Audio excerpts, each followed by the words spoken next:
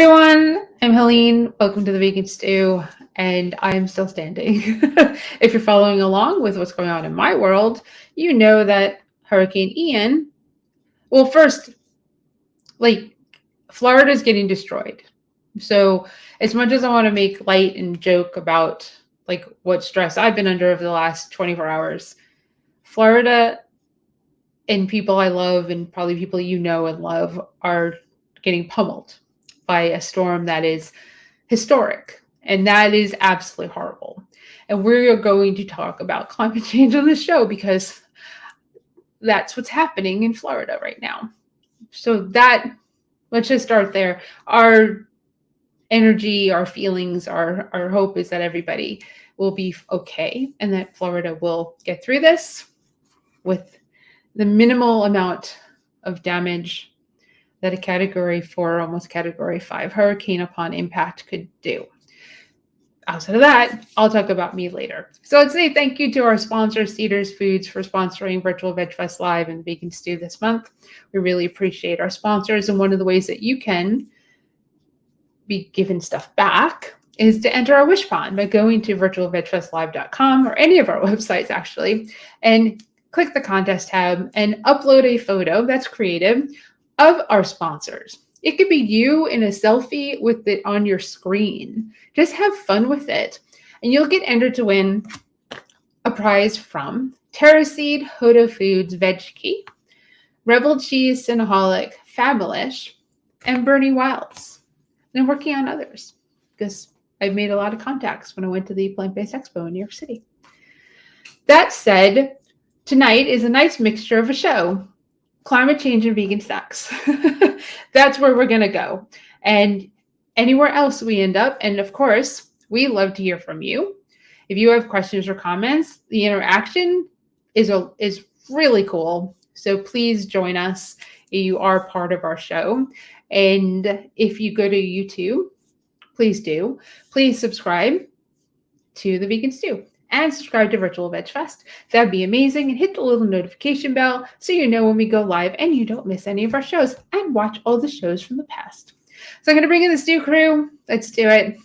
We've got Marla Rose from Vegan Street. Hello. Oh, that just came at me. And we've got Kelly from Climate Healers and the Vegan Equaler. And we've got a refugee, Ellen, from evacuated from Sarasota. Yes, also the veg coach and author and drinker over the past couple of days.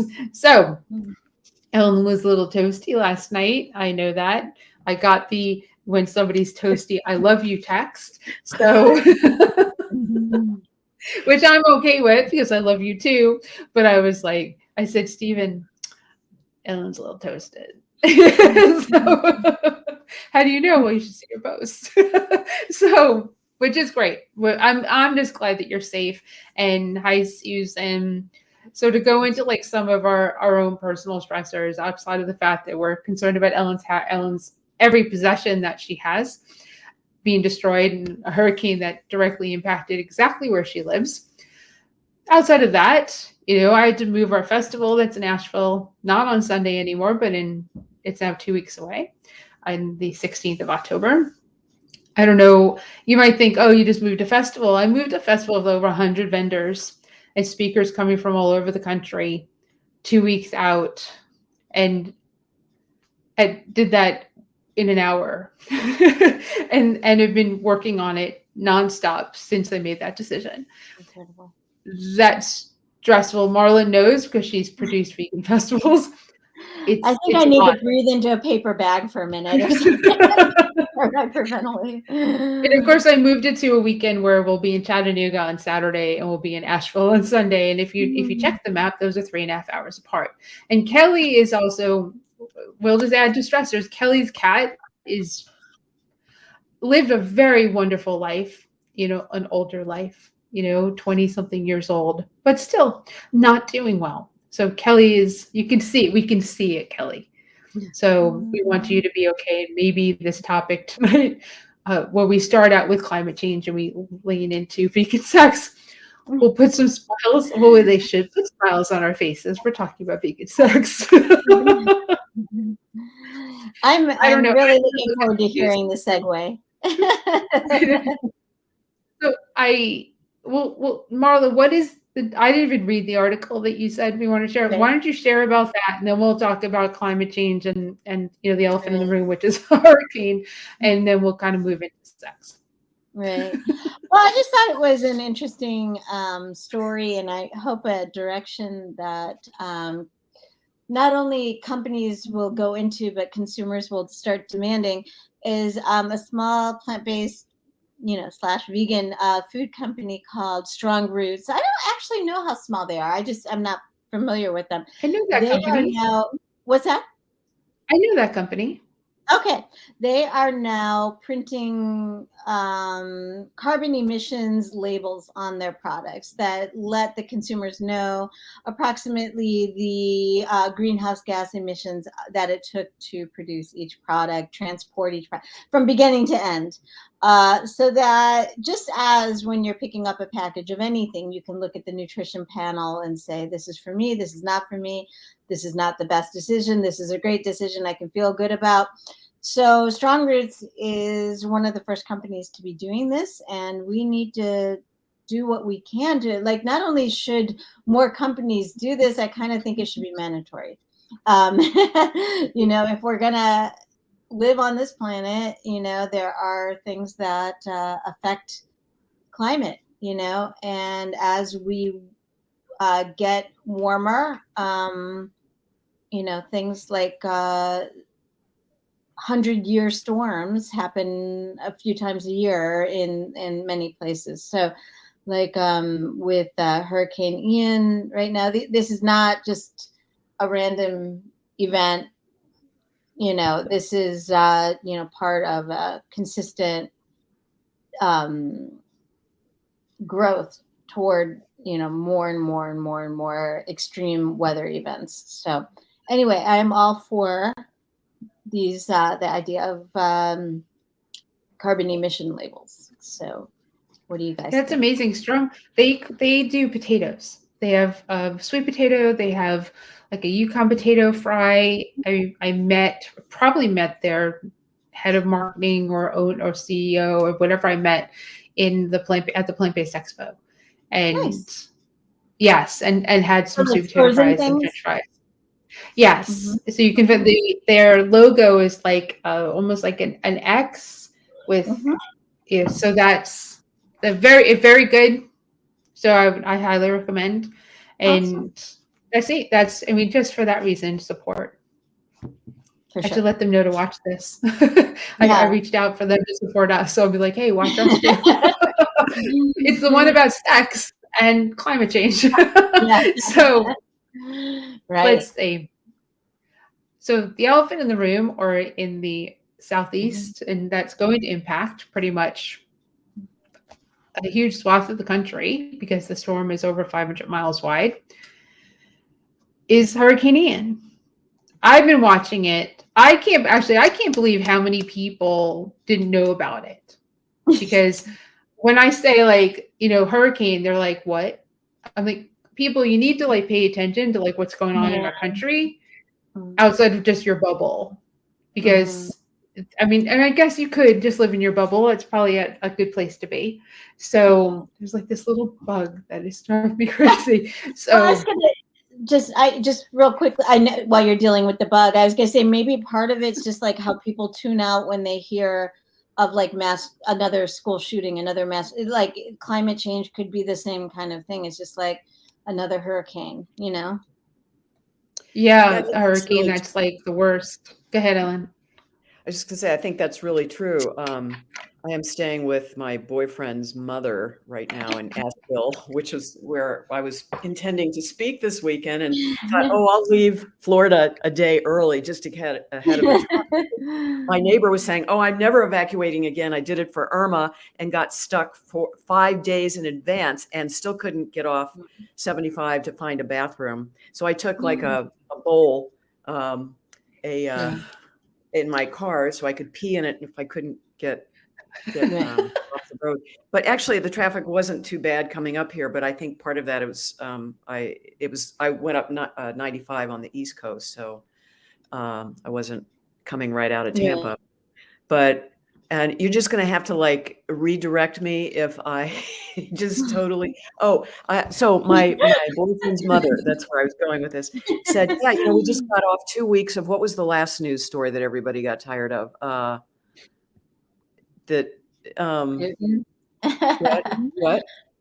Putin, Yeah. Oh, Queen Elizabeth. So we got tired of Oh, that. Queen Elizabeth, yeah. Now Oh yeah, and we're then jumping into a hurricane that unless you live in its path, who cares? I can't tell you if I had a nickel for every person who I've been in communication with the last few days who said, what?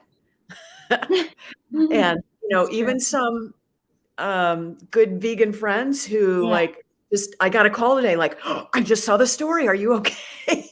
Oh my gosh, yeah. Sarasota is where I'm from, and they were saying, and there actually is some really cool. I don't have no idea if there's that they are actually trying to do some research on this. That there's a myth that the Indians who created these, they lived in the Sarasota area, and there's Indian burial grounds and all these cool things. If you go to some of the parks here, if they're still around, and they think that it's somehow the Indian spirit has kept a direct hit from Sarasota. And we were actually told, because I have my real estate license, you can't say that when you're trying to sell somebody a house. All I do is say, just Google Sarasota and the Indians. Definitely don't tell anyone if their house is built on an ancient Indian burial ground. Yeah, Because well, that's going to Wait, be you actually do need to tell Yeah. them. You have to no, disclose I it to someone else. I'm referencing 80s horror movies. Like, Yeah, Oh. that doesn't happen. Although when I lived in St. Louis, there actually was one in our neighborhood they uncovered when they were doing the foundation digging. But as far as I know, nothing like that has happened here. And they actually build parks around them so you can go Right. see them. I mean, they're pretty obvious and it's really cool. But yeah, I have been watching the news all day, just trying to figure out if I'm getting straight answers. I've been in touch with my neighbors and they've been sending me videos. And, my boyfriend made the choice not to evacuate with me. I said on Sunday, the train is leaving if you want to jump on it. Come on. As a reporter, I've covered hurricanes when I was a reporter in Miami. Not Hurricane Andrew, but I went there a couple months after and just was kind of blown away by what was there. And, living in Florida as you do, you have to build new home construction, Right. to be according to the Hurricane Andrew standards, because all of these really bad things happen. But that doesn't mean, homes that are older, like the one I live in, it had a lot of glass around it on the lanai. And I just knew if we got anything like a category 1, which is roughly 90 miles an hour sustained, something like that, maybe less. But I just didn't feel comfortable. And as women, I can tell you this. Have you ever had a really strong gut feeling about something? Oh, I mean, it took over my body in just ways that I've had it before, but this was really strong. And maybe it was the fight or flight. It was all of the above, to just get the heck out of Dodge. And that's something. And I was like, you need to get out of there. I was like, you need to get out. And Lee knows, because she was part of my thread back and forth about this. And I said, oh, my boyfriend just came in and said, it's just going to be a tropical storm. And I knew that wasn't true. And so, are you worried about him? Are you getting any word back from him? I have texted him 2 times today. Coordinating with his mom, just so, we're not overloading him and stuff. Right. And both times he said, we're fine. And his mom, same kind of thing. I mean, he's just not a guy of a lot of words or anything. But, we talked before we left. I said, there are 2 rooms that can be the safe room where there are no windows, the walk-in closet, and then there's another closet in the house. And I pulled out one of my winter comforters and said, you might need this, and here are all the pillows. And um, you just, the thing is, everybody makes decisions based on the information they have at the time. Right. And watching the coverage today, I have seen NBC for sure made the environmental connection, saying it's human caused global warming, and these are just getting worse.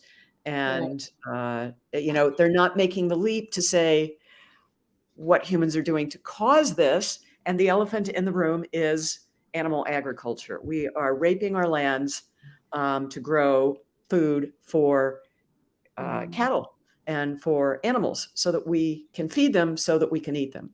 So Right. it's just stupid. And Helene told me I could get really mad, and I'm really mad. Yeah. Well, it's that or you probably cry. I mean, my concern at Ellen's house are the animals.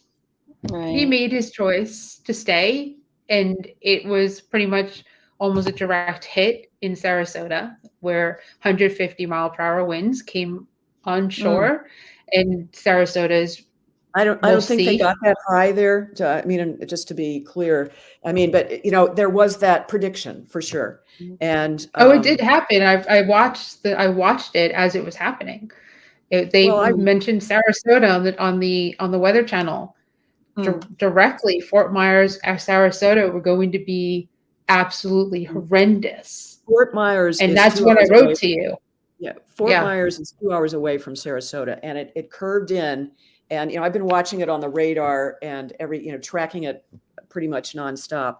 And CNN post the range of winds, including the sustained wind, which is different versus wind gusts. Right. And the wind gusts are more sporadic and maybe don't hit you, but hit somewhere. I mean, Sarasota is a huge area. We are almost 7 miles inland. And that's one of the things when I realized how close we were, even though it takes me 30 minutes to get to the beach. So you think it's 30 Right. miles away. No, that's another reason I evacuated, because that was just a little too close for comfort. Right. But yeah, I am, everybody was invited up to Mom's. Yeah, And, that's nice. And It's his mom. All the animals. his mom's outside walking the dog. So, I was gonna say, That was did you that- bring a dog or dog and how a is cat, that? a big black lab who, We've it seen went, him before. Yeah. right. It's So, Princess. animals do like to be they had some video of somebody who had a cat with her in her car.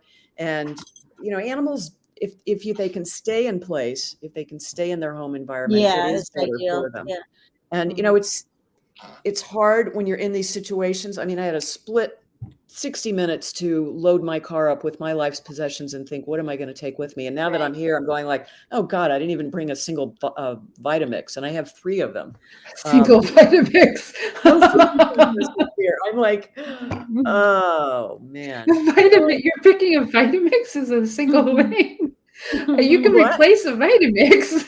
Oh, she's got her priorities together. I totally get it because I travel with one, but like I advise, being someone that's been evacuated from my house because of fires, and what I forgot to take, which I learned that lesson, and thankfully my house was okay, is photographs, because the one thing you can't replace is printed photographs, right? Yeah. Right. So, but I mean, on your phone, you have it. I'm Right. talking about a time before phones. Old I'm talking about photos. like my family photos, my parents, older than, older I than have all of some us. scrapbooks that I made for the kids that I didn't take with me. And it's like, oh, I put years into making those things. Right. Those I are did the things. screenshot. I mean, I did take pictures of one of the 3 albums, but yeah, I mean, it's only stuff. I get it. We understand though. But It's yeah. It's hard. Like I said, a human can make a decision, but for the animals who have to live by that decision. And this is not directed at Ellen at all, because I've already directed my feelings about this to Ellen, is, that cat and dog have to live with the decision of not paying enough attention to what's going on around you. It was only 2 miles per hour short of a Cat 5 hurricane. So pretty much it was a Cat 5 hurricane. It's still like a Cat 4 hurricane. Yeah, and they I've heard reports. They still may call it, after they analyze all the data, it still may be called a Cat 5. Um, I mean, but yeah, that's it's massive. The comparisons between Hurricane Charlie, which was predicted to come up my driveway back in the day. We had 5 hurricanes that summer. And Mhm. that's another thing that has made me a little PTSD, and why when somebody said massive hurricane coming your way, I'm like, where's the car door? I'm getting in it. Right. When It did is you guys find out, Ellen? when Yeah. Sunday. I mean, they were Okay. predicting Yeah. it, but these things, they change, they wobble. Right. And They one little move. wobble can make, it goes to New Orleans instead of to us. And Right. it's true, we rarely do get hurricanes because usually there are upper level troughs, cold Mhm. fronts. We call them that, even though they're not really very cold, but they act like a wall and they guide these things. And there was one that was just a little further over in the Gulf, which kept it from going to, Tallahassee, or what's the place that always gets it on the Florida, Panama Pensacola. City, Pensacola gets Pensacola. Yeah. a ton of hurricanes because it Yeah. rounds the Florida Straits from Cuba and then just keeps going straight. Right. I was hearing a news report that part of the, in the whole cocktail of the problem is that Florida has the population growth is so much. There's just so many people there that there's just that's not compounding the climate change, but it is making evacuations more complicated and difficult and stressful. And just Right. I think And they think that's that what my, anyone can just get up. I mean, the other issue is, of course, not everyone has another place to go. Not everyone can Right. afford even the gas to leave town. So I mean, Kimberly Ellen left and went to a hotel in West Palm Beach. And then you saw in her post last night, she's part of the FEA board. She spent an hour in the bathroom because there were tornado warnings in West Palm Beach last night. I mean, tornadoes touched down in Miami, in Boca, in Broward County. This is all Southeast Florida on and east side, not the west side. The band just brought tornadoes and tornadoes and tornadoes. And she she went out, she left Tampa to get away and ended up in the bathroom. And I was like, that is just scary as all hell because I mean, thankfully hotels were made, to withstand up to Category 4. But this was, I mean, we don't mean to belabor, but I feel it's really important for everyone to just pay attention that the storms are getting more ferocious, and we are causing that, and we're probably past the point of fixing it. So get used to it, because this storm is now coming to us. The reason why I moved the festivals, it was every line had it going directly to Asheville. And now Wilmington and Charleston, South Carolina, North Carolina on the coast are shut down for the weekend because the storm's going to go into the Atlantic and then come back. It's going to come to South and North Carolina and then move inland. And that's just, that's so scary. It is. Canada. We had it in a couple days ago. We had Fiona. Yes. And it actually took away like an iconic landmark on the East Coast. It was like this rock that was in the shape of a teapot, and it probably brought tens, if not hundreds of thousands of tourists and so income for the province, and just gone, right? So it's so sad. Yeah. I mean, people need to understand something though, Kelly. I mean, I think most people watching know that Canada is north of us, of the United States. I hope you understand that. This happened pretty far north in like the Nova Scotia, like a hurricane went from below Florida because it didn't hit Florida. I mean, they mostly start in Africa. But it came up and went and destroyed Puerto Rico, which they still don't have power. And luckily, we don't have a president who's going to go throw paper towels at them, and they'll actually send them help that they should have gotten 5 years ago. So they, whatever, that's a whole other thing. And it came up and it went through Bermuda, the tiny island, and made its way to Canada with so much strength that it caused destruction and flooding. Oh, houses That's were like, gone. Like, yes. I saw them. Are you okay? Were you okay? Yeah, but my family's from the East Coast, so Mm. so luckily they weren't in a direct. Like they, I have family both in Newfoundland and Nova Scotia. They got hit, but not like bad. Right. But there was Mm. one town in particular that was pretty much just destroyed.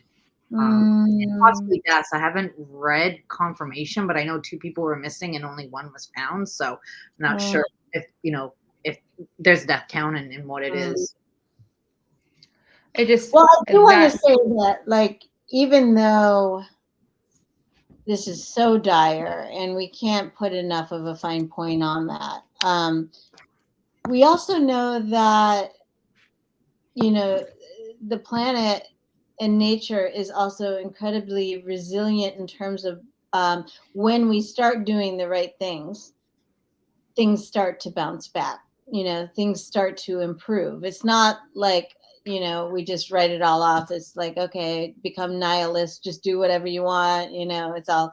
So I do feel like, we have to remind people that it is an improvable situation, because otherwise, I mean, I think part of the problem, what we described before, people not knowing, is people are so inundated with bad news all the time. And it's understandable. There's a lot of bad news, but the solution to that is not checking out, although I do very much understand, but the point is we just have to emphasize that change is possible and not only necessary, but that a little really does go a long way. All these things add up, and not to sound like too much of a well, what reinforces what you're saying, Marla? What reinforces is that we had COVID, and as a population, we all stayed home for a year and a half, and Right. the animals came out, and the skies cleared up, and the pollution mitigated. Right away, didn't it? Yeah, it really did. So that's noticeable improvement. But the point is, we have to get beyond the selfish, like, I want what I want when I want it. So F you all, kind of attitude. Yeah, that's good luck with that. So I was in Charlotte when Hugo hit, and it was completely unexpected. Giant oak trees were ripped out of the ground. Oh, that's a lot. It was Thanks for sharing that, unexpected. Susan. Wow. Well, that's when Charlotte is pretty inland, for a hurricane to be of that magnitude, kind of like where I am in the Triangle too. If a hurricane's over here and they Right. have come through and been destructive, like we have a mall that goes underwater when there's any severe storms. Just underwater because it wasn't built above. Like it just wasn't built in the right place. So, but I don't know. I guess what we're trying to say to everyone who's watching is that we have a serious problem and that we are currently living through it and with it. And if you're watching something called The Vegan Stew, then you know that vegan side of things means that we want to take care of the planet. And we believe that climate change is real and there's something called global warming and that we need to do things. And one of the main things we could do to help the planet is, guess what? Stop eating animals. Let's see what Cindy has to say. Hello, I didn't realize I can participate. Good to see you, Ellen. So happy you're safe. Good to you, Helene, Marla, Kelly. Good to see you and doing good. Hey, Hi, Cindy. Thanks. Hi, Cindy. You could totally participate. We love participators. Points for Cindy. And she's I don't know if she's on your pages, but she's on my page a lot. And so we have a lot of banter back and forth. So thank you for sharing the link if that's how you got here. And Cindy, welcome. It's just so important that we keep these connections, especially emerging from COVID when we kind of learned how to meet people and have friends on Zoom. But as we continue to share this information with people who really just don't have a clue. It's really quite mind-boggling to me that people are not making the animal environmental connection. So we just have to keep screaming the message and using these opportunities, as catastrophic as they are, to just keep pounding the drum and saying, you know, there is something you can do if you don't want to see the ship go down any faster than it's on its way to doing. I mean, I hope people realize it's getting worse. We've had more stronger. I mean, it went to Canada. And that was part of the rationalization when I spoke to the vendors about moving Asheville. One of the things that I said to them was, I don't know if you remember, and we've talked about it on the show, but a few years ago, a storm went from like Alabama to New York and killed people in New York. Kind of similar, right, Kelly? Sandy, so that one went over land, not over the water. Right. It stayed strong over our country, got to New York and killed people in New York. Storms aren't supposed to stay strong enough to do that. And that did. So I had to say, look, I don't know if this storm is they're saying it's going to be a depression or it's just going to like be rain. I said, I don't know if that's going to be the case, because we take climate change seriously because we produce vegan festivals. Right. And what if it isn't just rain and like 5 miles per hour winds? I said, suddenly those tent weights that I keep harping on become really important. It's like, I don't, and it was supposed to be like 60 degrees and raining. I was like, look, let's push this. No, I think it will be just a tropical storm. And I've lived through many of those, and even category ones, nothing by comparison to this, but it's supposed to make its way. It's following me up here. And it's just like, I mean, that's not necessarily atypical. I don't think it will be a category 1 or anything in Asheville. No. But I think it'll be wet. It looks like a pretty strong few days of a deluge of rain. And, that creates mudslides. It's not like, you're out of the woods here. And I noticed where I am, they were trimming the trees significantly. And that's because and we have this problem in Florida, the ground is so saturated that just a little puff of wind practically blows these huge oak trees over that we have there too as well. And so it's just all these things are so interconnected. I was asking my boyfriend's mom, we were talking about kayaking in Sarasota, and she said, we kayak through the mangroves and the birds are gone. And I said, what do you mean the birds are gone? She said, after the last few hurricanes, they just never came back. Because we were watching these winds on TV. I said, where do the birds go? And she said, they're smart. They get out of Dodge. Yeah.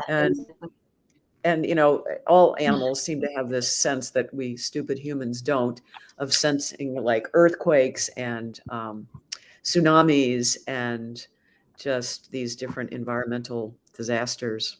Right. So how do I segue us? I don't. This is a really wide thing. That's true, right? So I bet a lot of outside of birds, birds and bees. Birds and bees. It's very good. So community-wise, segueing us into what our main topic is supposed to be, which is vegan sex. And why are we talking about vegan sex? And why are we putting vegan in front of sex? That would probably be one of the important questions. Well, we just happen to have someone who wrote the book. Yeah, and I was going to actually bring it out of my trunk, which I didn't. But where can people order it, Ellen? It's on Amazon. I'm trying to this is like how my phone will not type vegan. It wants to do vegan. Vegan sexuality. No, just vegan sex.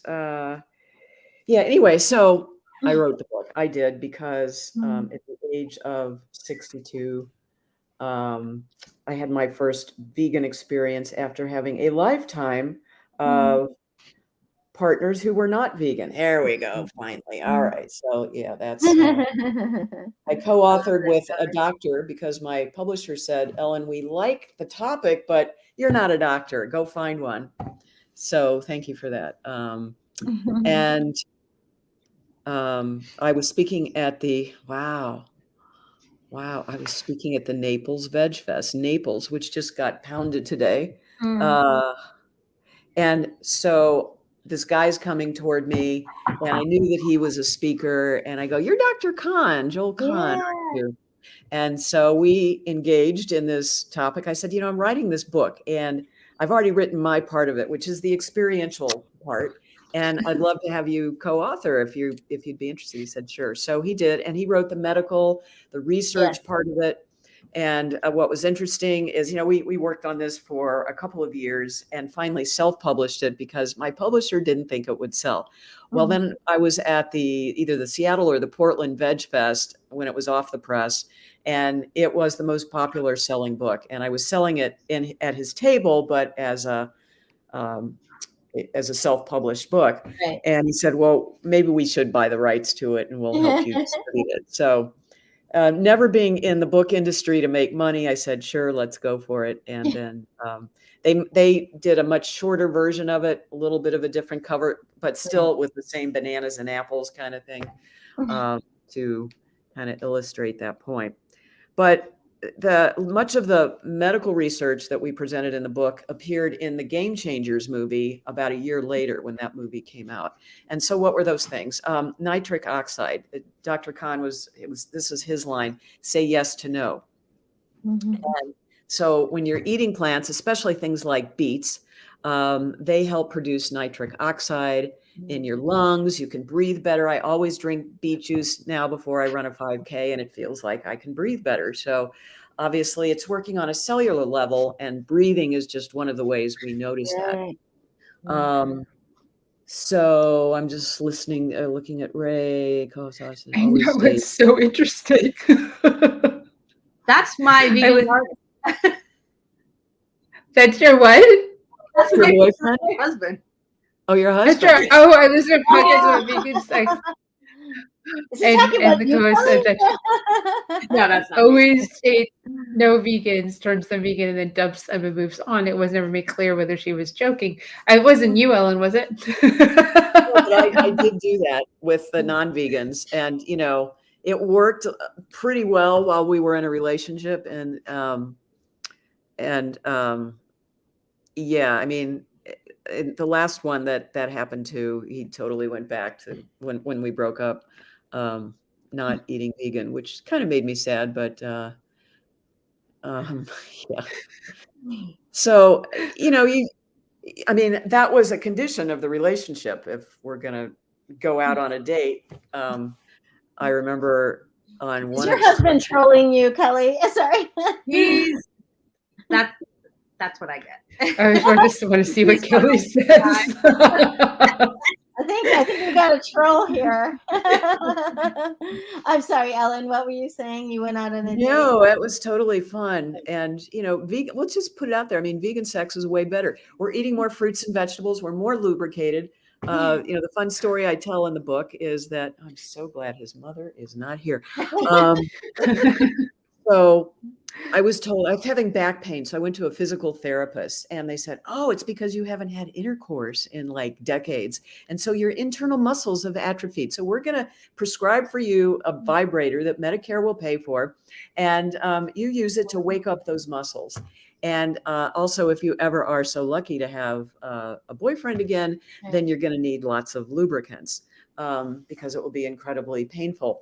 And so the first time I knew that I was actually going to have an encounter with somebody that might result in sex, I stocked up on 3 different kinds of lubricants. And the short story is, didn't need a single one of them. It was just so wonderful, you know, to have that spiritual and emotional connection. It was just, I thought somebody's got to write about this, because it was just so different to have somebody who's on the same page as you are with for all those different reasons. And, you know, I will say too, that sometimes the flip negative side is, as a vegan, we may put up with bad behavior just because somebody is vegan. And just Right. because somebody is That's very vegan true. doesn't mean they're a kind, nice person. You would think it would be that way, but Yeah. sometimes I it think is. there are a lot of people who, first of all, I think, there's obviously, this is not a scientific study, but I think it's plain to see there are more females than males, and so the ones we do have feel like hot commodities sometimes. Exactly. And It's I think actually 80% to 20%, in case you wanted, that number is Right, in the book. that's a Yep. lot. Yeah. Yep. So I do think that there are some who see the odds and get into it because they're like, hey, ladies. So don't necessarily don't necessarily have the ethics there, but want better odds. you know. Don't stay in a relationship because somebody's vegan. Right. If Definitely they're not. not treating you well. We talked about that, I think, when April was on. But don't stay in any relationship because you have one thing that's important to you in common, Right. but the person treats you like crap. It's not worth it. And even though you have the vegan thing in common, it doesn't mean you have anything else, or that you Right. get along, or they're good human beings. Right. Vegan is not synonymous with being a decent human being. I think we all know that. And all of you know I've that out never met there. Yeah, yes. It isn't. And I feel like it happens more with women than men. We tend to hold on to relationships longer than we should for fear factors: financial, emotional, potential abuse that we may or may not be aware of. And it's hard. It's hard. We tend to set ourselves up as the caring, take care of people person as opposed to the financially secure person. Right. And that makes it harder to leave if you need to leave, or you have to leave. It's hard to You sacrifice. Mhm. There's definitely way better similar ethical values are always required. Yes. Yeah. You know what? You're attracted because of that. But like I said, you have to have more. Yeah. There's got to be Right. more Well, I think a than lot of just times that. there is because there's just the simple, on the most like sort of superficial level, there's the simplicity of just being able to eat together, not having to like negotiate all that stuff. But if you're both looking at veganism from, an ethical stance, then you do at least share that value, of compassionate living. So, I mean, the vegan piece of it is not what the entire thing should rest on, but I think it does say more than just, oh, he likes vegan food, I like vegan food. You know what I mean? But at the same time, to your point, Helene, as we know, and I think the last few years after like the Me Too movement came out, we know that predators can hide in plain sight, and a lot of times they are people who give the illusion of being kind, being helpful, being supportive, and that sort of thing. And there's never like it's a very fertile ground for predators to lurk in the vegan movement, So I witnessed it firsthand. Oh yeah. So Did you? we're really liking you, Ray.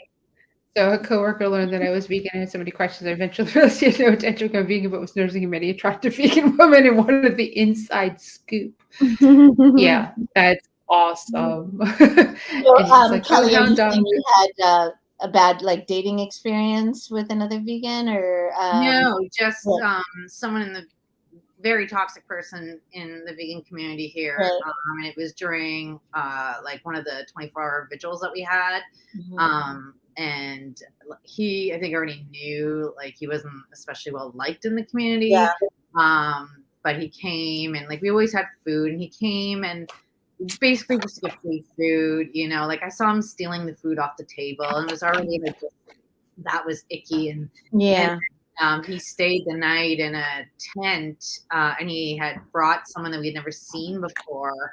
And I just remember like feeling really bad for her. Like, you have no idea who you're with, right? You know, and he was just all over her. Like, while we were just sitting there, like waiting for the trucks to come, just just making out and feeling it's not appropriate. You're there to do. And then apparently, and then apparently he like went into someone's tent, like a child's tent. And really I don't know if he was trying to start a threesome or if he just wanted to, like, he was just like, it was just really uncomfortable. Yeah, for sure. And, you know, like I feel, I see a few people that, you know, that have been problematic, and, you know, and a lot of people like, you know, kind of turned a blind eye because they're vegan. And sure, I mean, we had that there's vegans who are like, this needs to be called out, and then you know, and they're trying to get the leaders to, like, you know, say, like, make a statement that this is not tolerated. But then, you know, like, they're a really good activist, so it's like, but they contribute too much. That doesn't matter. They're a predator. Right. There are lots of good activists who are not predators. There are lots of good activists who don't sexually harass. Just like that, nobody's, you know, agency and safety should be compromised because somebody's a quote unquote good activist. No woman would get away with, like, you know, say I'm a thief, you know, like if I'm stealing people's wallets, every time I show up for a vigil, people walk away and their wallets are stolen. So, like, are the coordinators going to start turning a blind eye to that? You know, if I've got, you know, sticky fingers, but the point is, some like, would.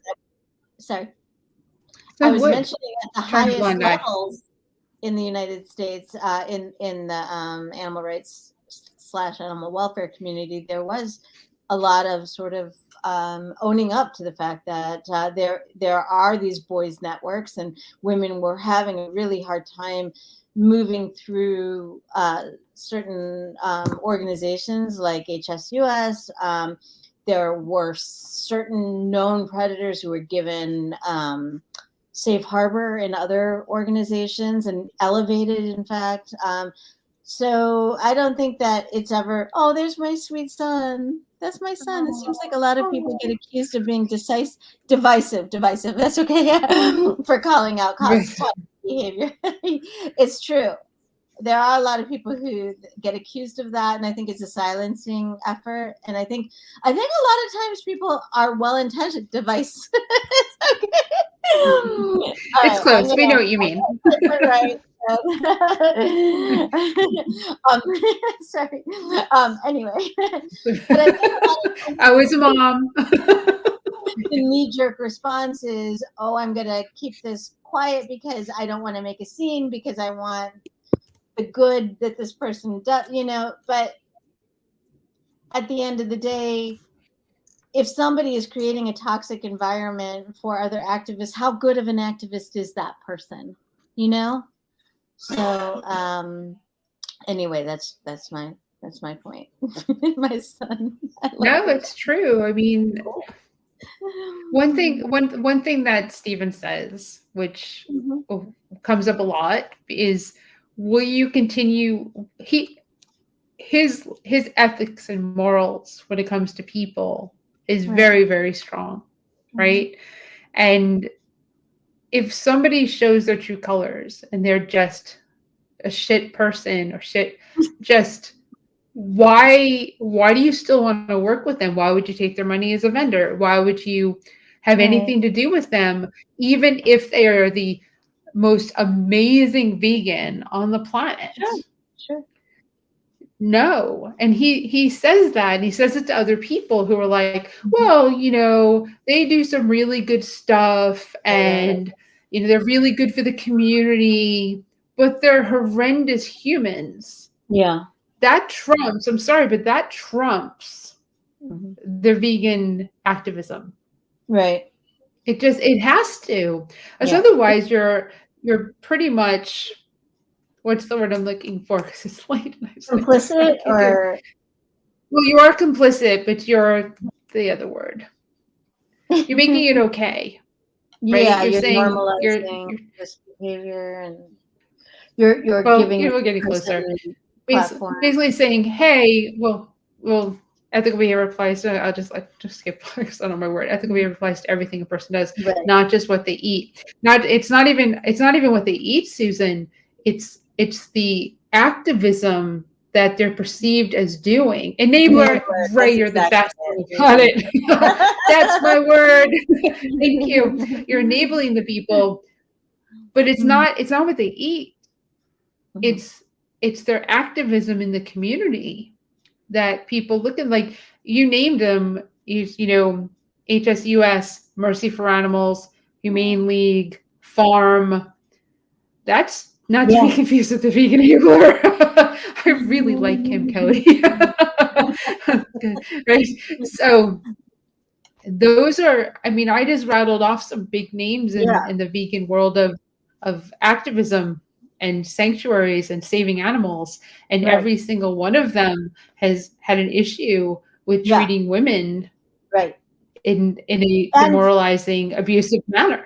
Sure.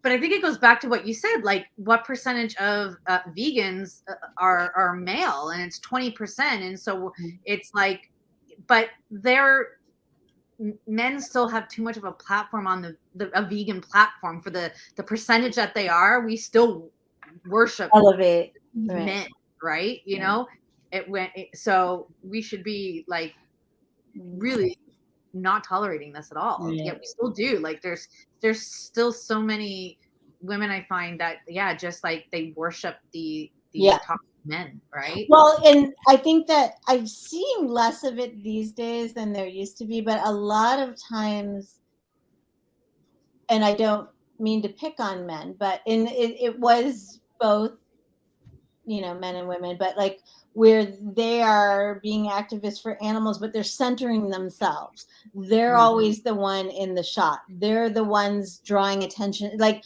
and I understand they're doing it for the right reasons, quote unquote, but a lot of times I really get a strong feeling it's for the accolades. It's for, getting the ladies interested in you. It's for this, it's for that. But it's like, if you're centering yourself and your muscles and your portrait or whatever, and the animals are so far receded into the background, you got to kind of question, why are you doing this? I do understand that algorithms go certain ways and that people are more likely to click on a picture of a person, but it did feel like 5 or 6 years ago where people are really, really trying to work that influencer thing. And, being a vegan activist was one of the ways, and not cool. Kind of like, just name drop James Aspey. Yeah. I mean, is he even still around these days? I don't. He's an Australian guy. James Aspey. Aspey, Aspey. Right. Mm-hmm. Google him. I haven't seen much from him, but he went to some places that, and he uses his body. The Vegan Bros are another example who were really trying to become famous, really desperately thirsty, real sweaty with their attempts, I understand, Ellen.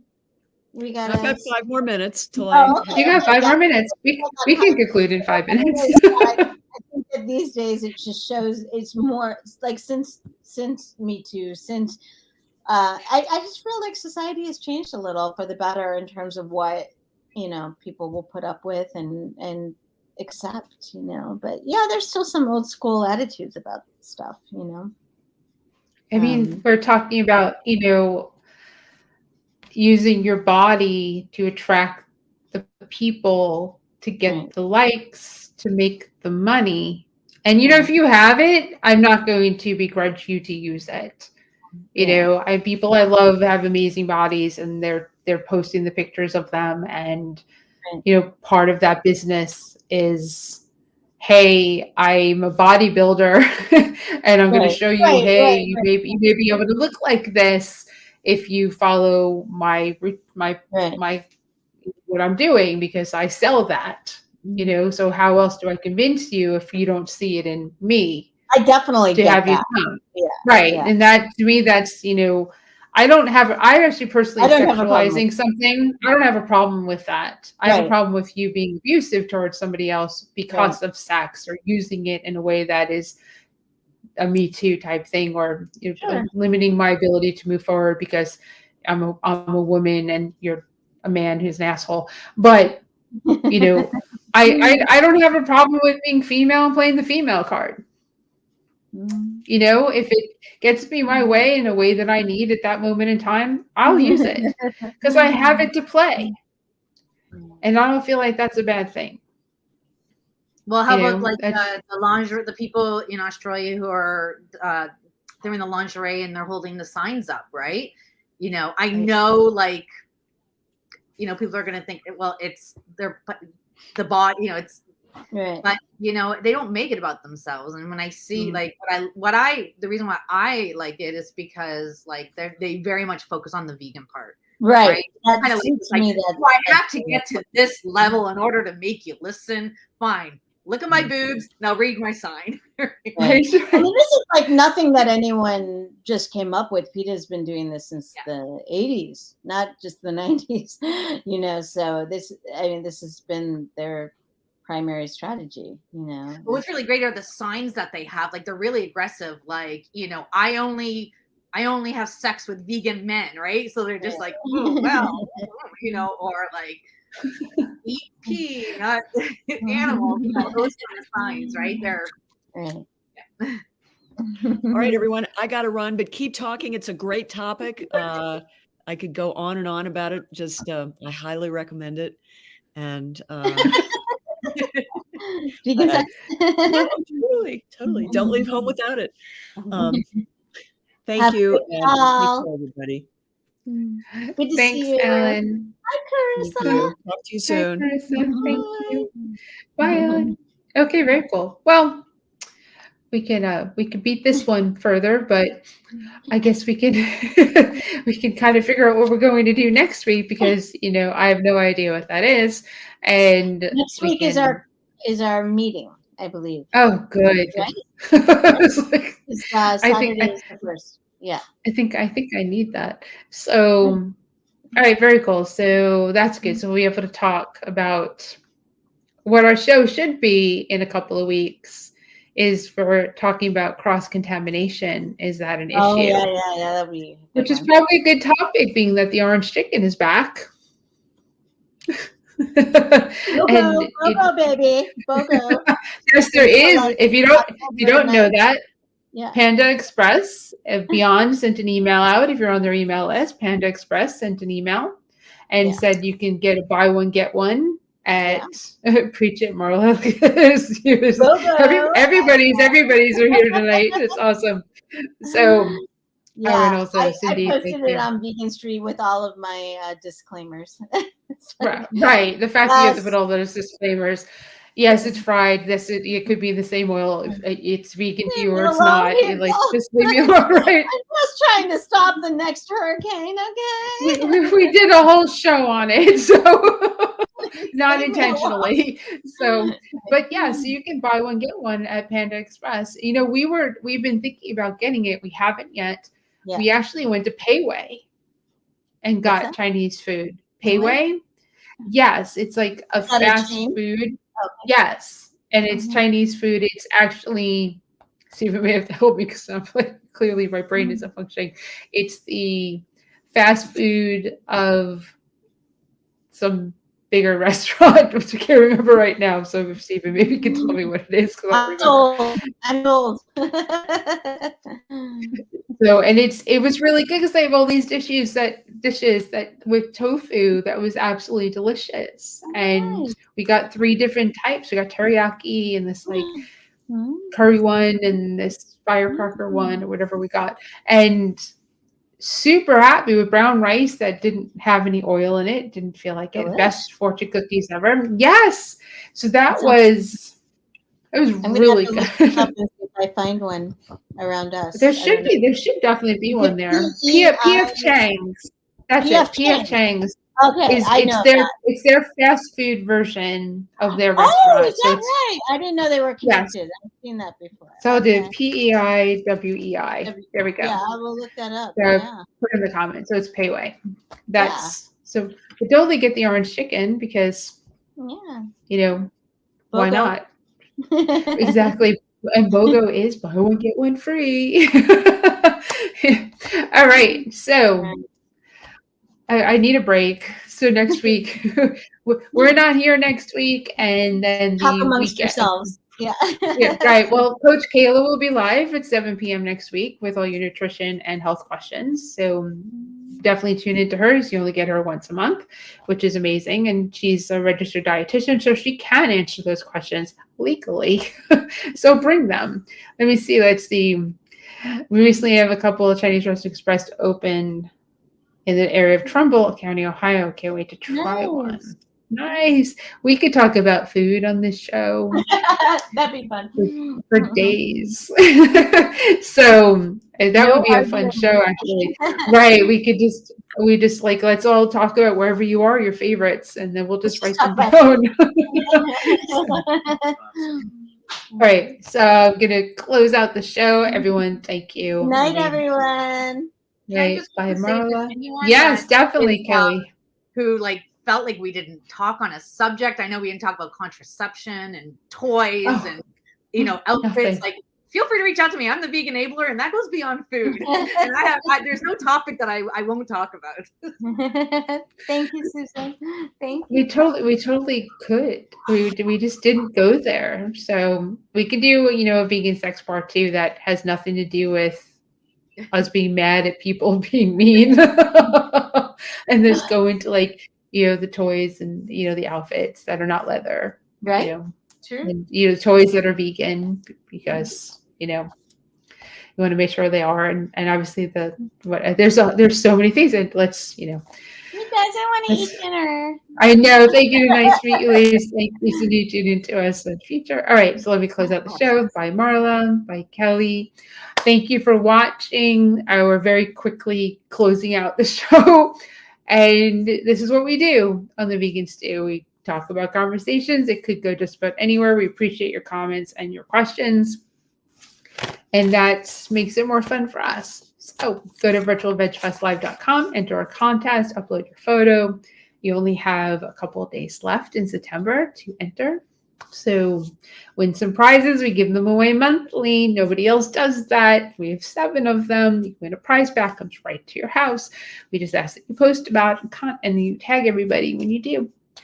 Then let's see, subscribe, Vegan Stew, Virtual Veg Fest on YouTube. That would be amazing. Help us grow our channel. Share these with your peers so that they can learn about veganism and obviously climate and how to save the animals, because that's why we do what we do. We will see you soon. Everyone who's impacted by the weather, please be safe and let us know that you're okay, because we really want to make sure that you are. Have a great night, and we'll see you in 2 weeks. Bye.